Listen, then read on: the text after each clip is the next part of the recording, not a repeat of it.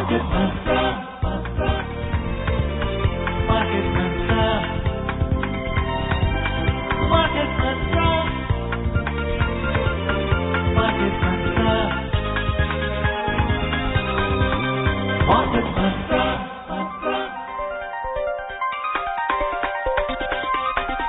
Market Mantra. Namaskar and welcome to this Monday edition of Market Mantra, the program in which we give you a complete update on the economic news of the day. And today we shall also be taking calls from you, our friends, on any queries that you may have on economic, business and stock market news. But please do remember that we do not address company-specific queries. Well, you may call us on the numbers 23314444, 23717106 or 23717117. And yes, if you're calling us from outside Delhi, please do not forget to add 011 as a prefix to these numbers. Right? All right. I'm Lalima Aneja Dang and with me is my co-anchor in Hindi, Vishal Sharma. नमस्कार, market मंत्र में आप सभी का स्वागत। आधे घंटे के इस कार्यक्रम में देंगे आपको ताजा आर्थिक समाचार। आज सोमवार है, कार्यक्रम में आपके सवाल भी लेंगे। आर्थिक, व्यापारिक और शेयर बाजार से जुड़े किसी भी विषय पर आप प्रश्न पूछ सकते हैं। यहां बता दें कि कार्यक्रम में किसी कंपनी विशेष या स्टॉक के बारे में जानकारी नहीं दी जाती है। प्रश्न पूछने के लिए आप इन नंबरों पर हमें फोन कर सकते हैं 23314444, 23717106 और तीसरा नंबर है 23717117। हमारे दिल्ली से बाहर के श्रोता इन नंबरों से पहले 011 लगाना न भूलें। प्रश्नों के जवाब देने और चर्चा के लिए आज हमारे साथ कार्यक्रम में ऑनलाइन आमंत्रित हैं आर्थिक विशेषज्ञ हरवीर सिंह। हरवीर जी नमस्कार, कार्यक्रम में आपका स्वागत। नमस्कार। और सबसे पहले हेडलाइंस के साथ है लालिमा। Dhanyavad Vishal. Yes, the headlines: retail inflation based on consumer price index eases to 5.30% in August. At the stock markets, Sensex loses 127 points, Nifty sheds 14 points. And Finance Minister Nirmala Sitharaman says the trust between government and industry is critical for leveraging the opportunities thrown up by the pandemic.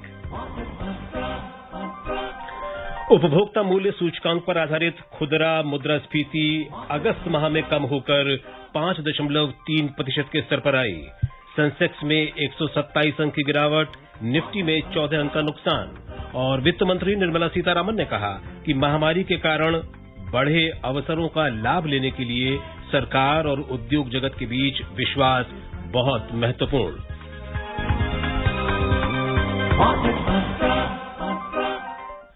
महंगाई के मोर्चे पर एक बड़ी राहत देने वाली खबर आई है। खाद्य वस्तुओं की कीमतें कम होने से अगस्त महीने में खुदरा मुद्रास्फीति दर मामूली गिरावट से 5.3% के स्तर पर आ गई। उपभोक्ता मूल्य सूचकांक पर आधारित खुदरा महंगाई दर पिछले वर्ष अगस्त महीने में 6.69% रही थी। उपभोक्ता मूल्य सूचकांक पर आधारित मुद्रास्फीति के आंकड़े बताते हैं कि अगस्त में सब्जियों की कीमतों में 13.87% की कमी आई।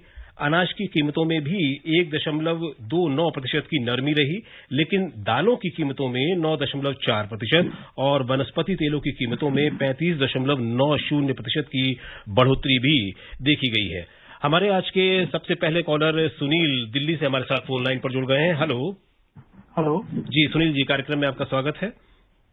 हाँ जी, धन्यवाद। मुझे ये पूछना था कि जो हमारी सिस्टमैटिक इन्वेस्टमेंट प्लान होती हैं, सिप होती हैं, अगर उसके अंदर 20-25% का अगर गैप रहता है, लॉस आता है, तो is it advisable to sell it off या उसको अभी हमें रखना चाहिए कुछ और टाइम तक? जी हरवीर जी।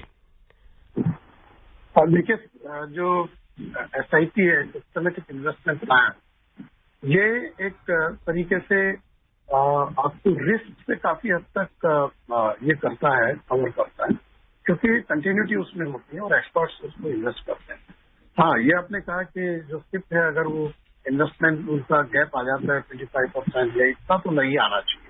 लेकिन आपको इसके साथ ये भी देखना पड़ेगा कि आपने कब मार्केट में एंटर किया था, आपने SIP अपना कब शुरू किया था और अभी मार्केट किस मोड में है। अगर इसमें अगर नीचे भी आता है कई बार मार्केट, तो अगर कंटिन्यू रखते हैं तो फिर आपको बैलेंस करता है। ये बड़ा मुश्किल सा होता है कि मार्केट भी अच्छा कर रहा है, उसके बावजूद SIP का जो रिटर्न है वो नीचे हो जाए। ये काफी मुश्किल सा होता है ऐसे। तो मुझे नहीं लगता कि ऐसी स्थिति पैदा होगी। आपको ये देखना पड़ेगा कि आपका जो इन्वेस्टमेंट का जो आपका प्लान है वो कितना लंबा है, कब तक आप बने रहना चाहते हैं उसमें, और कितनी अवधि के लिए आप चाहते हैं उसको। तो मोर और लेस ये आपको फायदा ही दे करके जाता है। All right, now we have Gurunath ji from Thane. Yes, please ask your question. जी मैम नमस्ते। नमस्कार जी। Hello madam. हाँ जी नमस्कार जी, सवाल पूछिए। मैडम मेरा ये ऑटो सेक्टर के बारे में सवाल है। ये बीच में ये गवर्नमेंट ने, सरकार ने जो स्क्रैपिंग का जो योजना लाई थी, पॉलिसी लाई थी, क्या वो पूरी तरह लागू हो चुकी है? और ये जो 15 साल के वाहन है जो उनको स्क्रैप करने की बात कर रहे हैं सर, मैडम अगर कोई नहीं मानता है तो क्या उसमें जो ये पॉलिसी के अंदर जो प्रावधान है तो पनिशमेंट का, और आगे चल के फिर ये ऑटो सेक्टर का फ्यूचर कैसा रहेगा, क्षेत्रों के बारे में बताइए। जी हरवीर जी। इनका एक्चुअली पहले थोड़ा सा आवाज कम था, एक बार आप रिपीट कर देंगे अगर आप। जी हरवीर जी, इनका सवाल ये था कि ऑटो सेक्टर के लिए जो गवर्नमेंट ने हाल ही में स्क्रैपेज पॉलिसी जो लॉन्च की है वो क्या पूरी तरीके से लागू हो गई है, और अगर लागू हो गई है तो 15 साल के वाहन जिनके हो चुके हैं पुराने, वो अगर उसको उनके लिए क्या दंड के प्रावधान है अगर वो नहीं कराते हैं अपने वाहन को स्क्रैपेज, और इस सब का ऑटो सेक्टर पे ओवरऑल क्या असर पड़ने वाला है? जी देखिए, ऑटो सेक्टर के लिए तो ये पॉजिटिव लेकर के आएगा, क्योंकि इससे डिमांड जो है वो रीजनरेट होगी। जिन लोगों का वाहन स्क्रैपेज में जाएंगे, जाहिर सी बात है वो नए वाहन खरीदेंगे। और इसको लेकर के ये है कि आप उसमें कई सारे प्रोविजन ये भी है कि अगर आपका वाहन का स्थिति ठीक है तो, लेकिन उसके लिए आपको वो लेना पड़ेगा, अप्रूवल लेना पड़ेगा, तब जाकर के आप उसको ये कर पाएंगे। तो ये गवर्नमेंट ने अनाउंस तो कर दिया है, बट इसका जो रूल्स वगैरह जो है वो आएंगे तो मेरे ख्याल से और क्लैरिटी हो जाएगी। गवर्नमेंट ने अनाउंस तो कर दिया है 15 साल का, क्योंकि उसमें ये भी था कि सुप्रीम कोर्ट की भी कुछ गाइडलाइंस थी IPR को लेकर। उसमें इंसेंटिव है आपके पास से, आप जो उसमें जो पे करते हैं नए वाहन खरीदते हो उस वक्त आपको उसका फायदा मिलेगा। तो ये कई सारी चीजें हैं।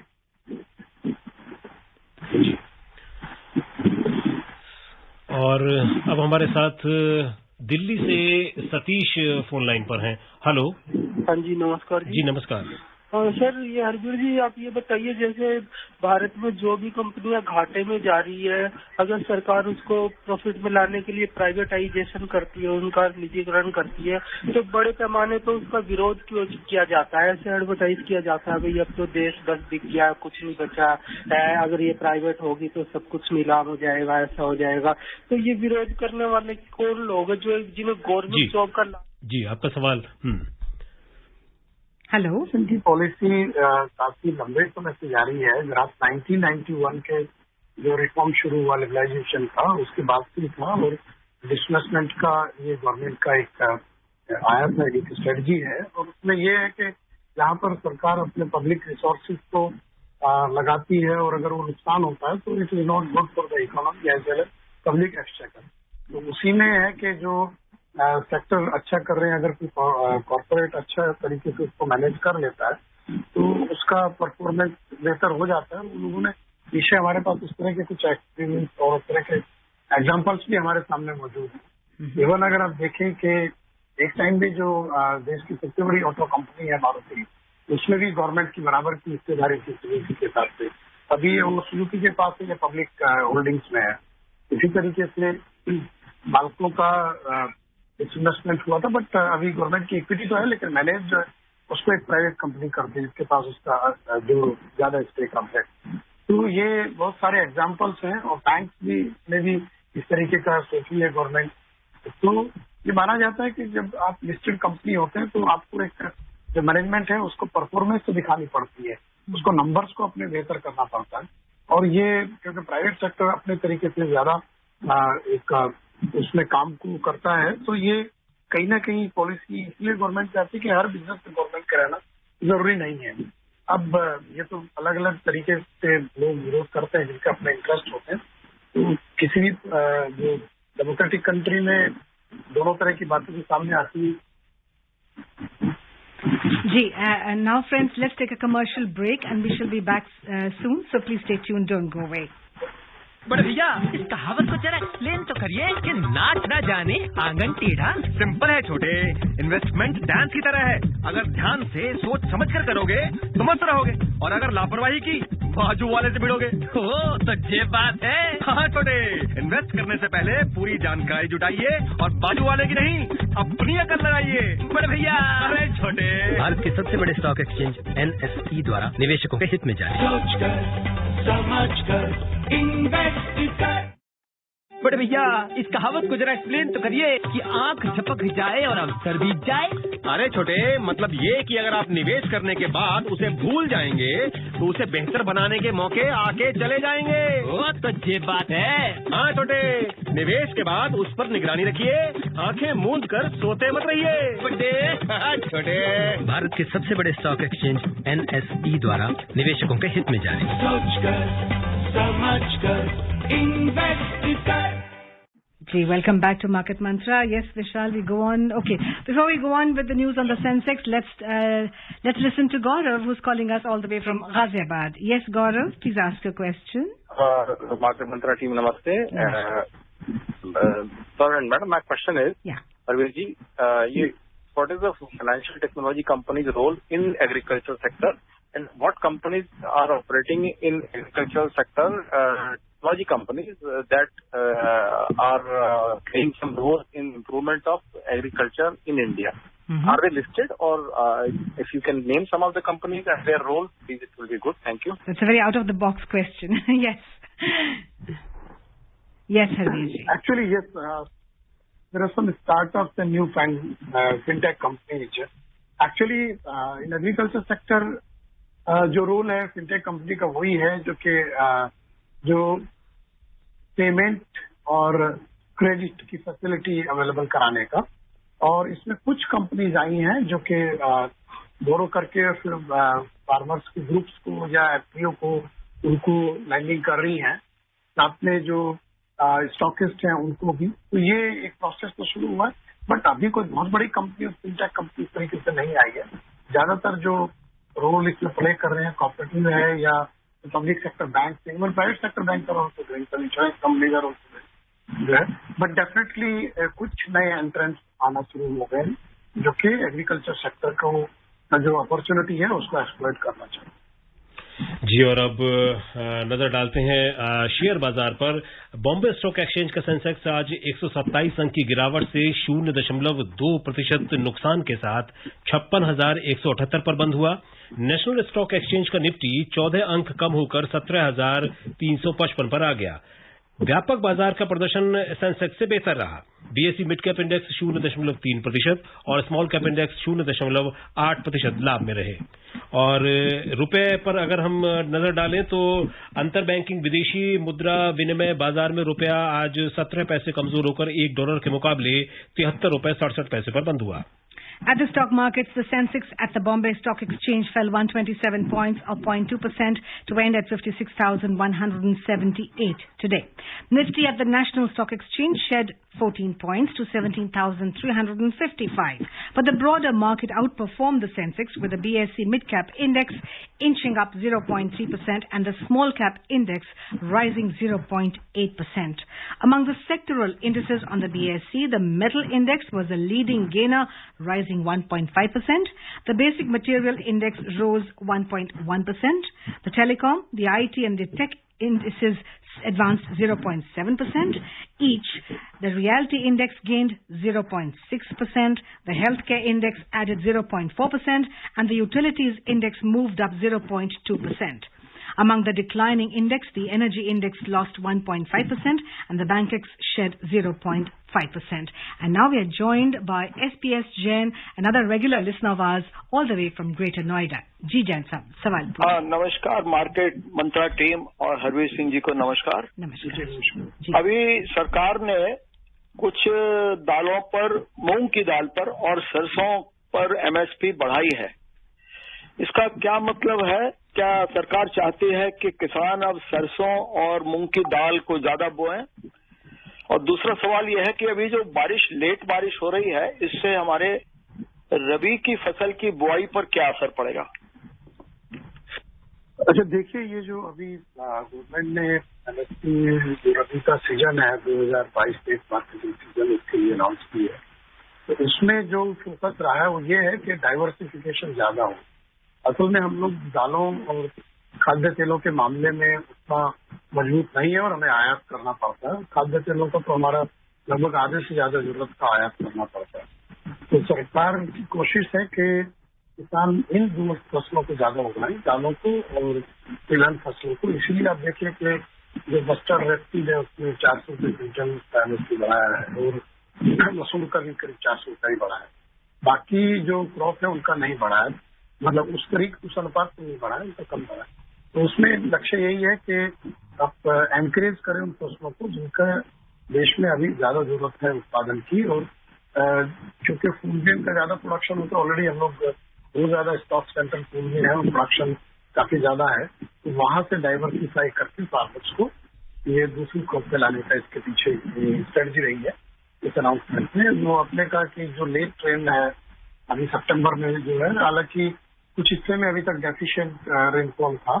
ये लेट सितंबर रेनफॉल रबी के लिए फायदेमंद है, इसलिए है कि जो सॉइल मॉइस्चर है वो बरकरार रहेगा और ये एक्रेज को बढ़ाएगा जो रबी का, और जो हमारे रिजर्वायर्स वगैरह है वहां पर पानी ठीक रहेगा, तो इरिगेशन के लिए आपके पास वाटर अवेलेबल होगा और सॉइल मॉइस्चर होगा, तो ये रबी के लिए बेहतर है अभी ये लेट रेनफॉल। कोलकाता से अतानु अपने सवाल के साथ हैं। हेलो। हाँ, नमस्कार, मैं Atanu Shah calling from Kolkata. Sir, my question first, I am a regular listener, market mantra, money matter. Sir, my question is, what is costing and how costing justified price inflation? And another question is, what are the role of independent director?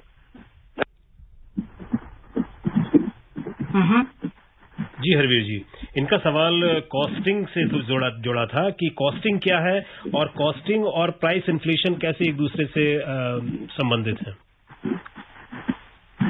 देखिए, costing तो जाहिर सी बात है कि if you calculate all the inputs all together, तो उसका उसी के हिसाब से आप उसको करेंगे।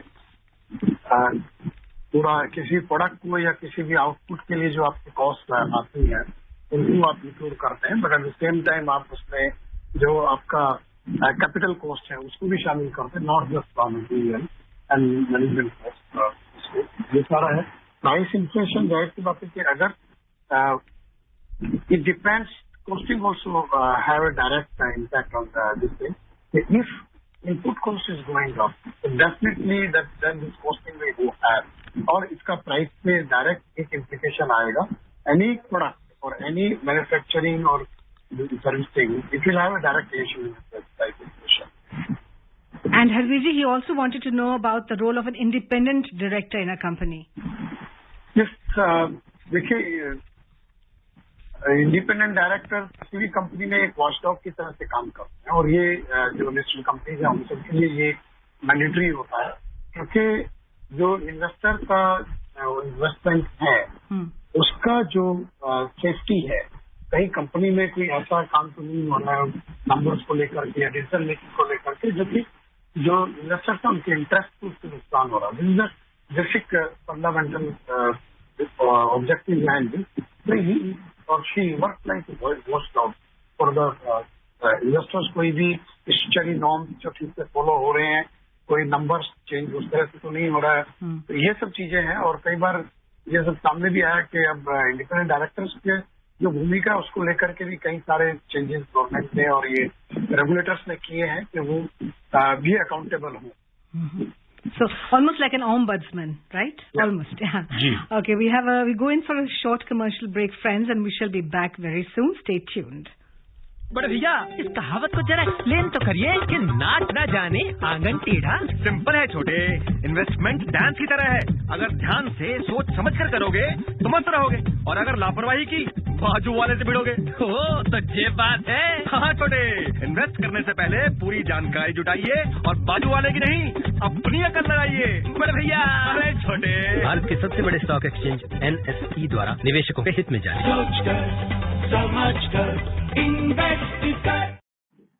बड़े भैया इस कहावत को जरा एक्सप्लेन तो करिए कि आंख झपक जाए और अवसर बीत जाए।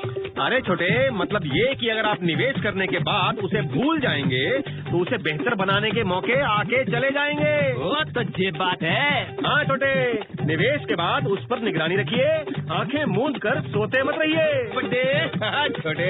भारत के सबसे बड़े स्टॉक एक्सचेंज NSE द्वारा निवेशकों के हित में जारी।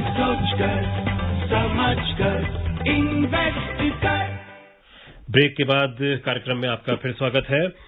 अब बात करते हैं एशियाई बाजारों की। एशियाई शेयर बाजार आज मिले जुले कारोबार के साथ बंद हुए। जापान का निकेई 0.2% लाभ में रहा। चीन के शंघाई कंपोजिट इंडेक्स में 0.3% और दक्षिण कोरिया के कोस्पी में 0.1% की बढ़त दर्ज हुई। लेकिन हांगकांग का हैंग सेंग 1.5% और सिंगापुर के स्टेट्स टाइम्स इंडेक्स में 0.8% की गिरावट के साथ बंद हुए। आर्थिक खबरों की बात करें तो चीन में आधिकारिक आंकड़ों से पता चलता है कि पिछले महीने के मुकाबले इस महीने नए बैंक ऋणों में वृद्धि आशानुरूप नहीं रही। चीन के बैंकों ने अगस्त में $189.5 बिलियन के नए ऋण दिए। नए ऋणों की ये राशि जुलाई महीने से अधिक है, लेकिन उम्मीदों के मुताबिक नहीं है। इसके अलावा हाल के महीनों में जारी आर्थिक आंकड़े ये भी दर्शाते हैं कि कोविड महामारी के बाद चीन की अर्थव्यवस्था में आई जबरदस्त तेजी अब सामान्य स्तर पर आ गई है और संक्रमण के नए मामलों में भी वृद्धि देखी जा रही है। बात करें यूरोपीय बाजारों की तो अंतर्दिवसीय कारोबार में यूरोपीय शेयर बाजारों में लंदन का FTSE 100 0.6% चढ़ा और फ्रांस के CAC 40 में 0.4% की तेजी देखी गई। जर्मनी का डैक्स भी 0.7% के लाभ के साथ कारोबार कर रहा था। And now we have online Ratnakar ji, another regular listener of ours, and he's calling us from Mumbai. जी रत्नाकर जी, सवाल पूछिए। नमस्कार। Hello, good evening madam. मेरा सवाल है कि अभी कमिंग फ्यूचर में IT sector and defence sector का कैसा प्रदर्शन रहेगा और आने वाले सप्ताह में मार्केट और कितना नीचे आ सकता? जी, ये तो कहना बड़ा मुश्किल है कि मार्केट नीचे आएगा ही आएगा, बिकॉज जैसे आज ही इन्फ्लेशन का डेटा आया है, रवि थोड़ा पॉजिटिव साइन लेकर के आया है क्योंकि उसमें कमी आई है। जहाँ तक ये है कि IT का तो अभी बेहतर है, बिकॉज जिस तरीके से IT का रिक्वायरमेंट बढ़ रहा है लगातार, और पिछले जब से इवन पैंडेमिक के दौर में भी वहाँ पर काफी एक्सपेंशनरी है एक तरीके से उसके जो मार्केट है, तो इसलिए वो शायद बेहतर है। All right, and now let's take a look at another news item. Finance Minister Ms. Nirmala Sitharaman today said that the trust between government and industry is critical for leveraging the opportunities thrown up by the COVID-19 pandemic. Addressing members of Industry Chamber CII in Chennai, she said this trust is also reflected in the government's actions. While elaborating on the government's strategy for handling the pandemic, the minister said that on the one hand, the focus is on ramping up vaccination as that was the biggest protection against the pandemic. On the other hand, the government is working on ramping up health infrastructure, including in the Tier 2 and Tier 3 cities by supporting the private sector. Haviji, what is your opinion on this, what the finance minister said? Well, actually, definitely it is very important because government and business for economy likes to wheel off a vehicle. So they have to keep very closely with their own thinking process and working with time. So because trust is very important. Policy makers make the policy, but so what? Make sure policy for those who are the actors of the economy. Right. So in that case, if trust is really required between the two, because they make the plan for future investment, creates capacity creation, and takes the call for that, which is required for the economy to generate to jobs, opportunity, as well as to supply of the goods. So in that case, long-term and stable policy of the government always important, and that comes through a trust between the two, industry and the Right. And of course, we've been doing very good on the vaccination front. As they say, we take many countries together on one day when we even vaccinated 1 crore people. So that's another landmark that we have achieved. Arvind ji, अर्थव्यवस्था के जो संकेत हैं वो काफी अच्छे देखने को मिल रहे हैं। जैसा अभी आपने कहा, आज भी जो आंकड़े आए हैं उपभोक्ता मूल्य सूचकांक पर आधारित खुदरा महंगाई दर के, और हम देखें तो औद्योगिक उत्पादन भी जो है उसमें भी वृद्धि दर्ज हुई है और विनिर्माण क्षेत्र का भी प्रदर्शन अच्छा रहा है। पिछले महीने के जो आंकड़े हमें देखने को मिले थे, और आरबीआई ने भी जो चालू वित्त वर्ष में 9.5% जीडीपी वृद्धि दर का अनुमान व्यक्त किया है। लेकिन यहाँ जो एक बात समय समय पर जो उठती है वो ये उठती है कि खपत बढ़ाना, यानी कि मांग की स्थिति अभी भी महामारी पूर्व की स्थिति में नहीं आ पाई है। तो मांग कैसे बढ़े, खपत कैसे बढ़े, डिमांड कैसे बढ़े, ये इस पर क्या एक समस्या बनी हुई है अभी भी? देखिए, ये जिस तरीके की स्थिति से इकोनॉमी गुजरी है उसमें बहुत सारे जॉब लॉसेस भी हुए हैं, और हम लोगों ने एक बड़ा कॉन्ट्रैक्ट देखा इकोनॉमी का, डिफरेंट सेक्टर्स का। तो अब सवाल है कि डिमांड का जो ड्राउट था वो कैसे खत्म हो। वो होगा, लोगों के हाथ में ज्यादा पैसा जाएगा जी। और उसका एक तो रास्ता ये है कि ज्यादा इकोनॉमिक एक्टिविटीज हो, लोगों को काम मिले ज्यादा और उनका परचेजिंग पावर बढ़े और वो सामान खरीदे, और जाहिर सी बात है फिर वो एक डिमांड क्रिएट होगी और इकोनॉमी का जो साइकिल है वो तेज हो जाएगा। दूसरा है कि गवर्नमेंट काफी सारा कुछ लोगों को हेल्प करे, या तो इन्वेस्टमेंट में एज वेल एज जो फ्रीबीज है उसमें देखिए कि जैसे कि कोविड पे लोगों को पैसा दिया गया, वो एक पहलू है कि डिमांड जनरेट हुआ।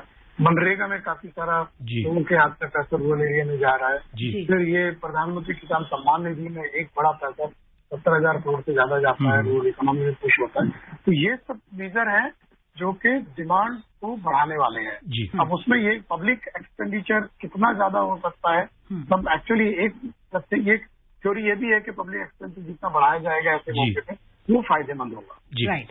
Now let's take a look at oil now. Global crude oil prices rose for today as concerns over shut output in the United States following damage from Hurricane Ida supported the market, while analysts expected a stable market in coming months. So Brent crude rose 62 cents to trade at $73.54 a barrel. US crude futures climbed 64 cents at $70.36. A look at the gold, very important since festivals are coming. Yes, लालिमा, दिल्ली सराफा बाजार में आज सोना 82 रुपए महंगा होकर 45,952 रुपए प्रति 10 ग्राम पर रहा, लेकिन चांदी 413 रुपए टूटकर 61,907 रुपए प्रति किलो पर आ गई। अंतर्राष्ट्रीय बाजार में सोना बढ़त के साथ $1,790 प्रति औंस पर कारोबार कर रहा था। चांदी $23.66 प्रति औंस पर स्थिर बनी रही। आरवीर जी, आप कार्यक्रम में शामिल हुए और हमारे श्रोताओं के सवालों के जवाब दिए, इसके लिए आपका बहुत बहुत धन्यवाद। Now the headlines: retail inflation based on consumer price index eases to 5.30% in August. At the stock market, Sensex loses 127 points, Nifty sheds 14 points, and Finance Minister Nirmala Sitharaman says the trust between government and industry is critical for leveraging the opportunities thrown up by the pandemic. On that note, this is Lalima Aneja Dang and Vishal Sharma saying Namaskar. Namaskar.